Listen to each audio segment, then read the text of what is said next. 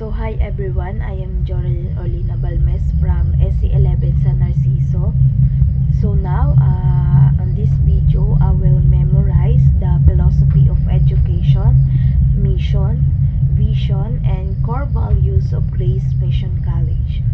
Philosophy education is the nation's development or individuals endowed with talents and appreciated, nurtured, and respected through Christian's education geared towards world-class and international standards.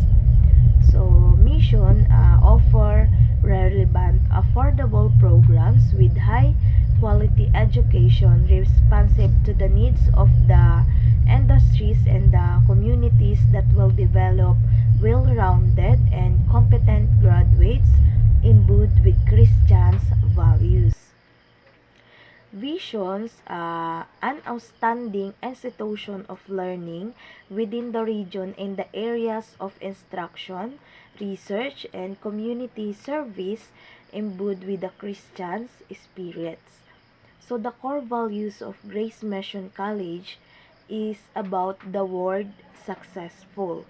So the letter S is stand for socially responsible. Letter U is unifying team player. Letter C is credible and truthful. Letter C is caring and capable member of the society. Letter E is the entrepreneurial, employable, and has excellent work habits. Letter S is service-oriented. Letter S is sympathetic and supportive of righteousness. Letter F is futuristic and analytical.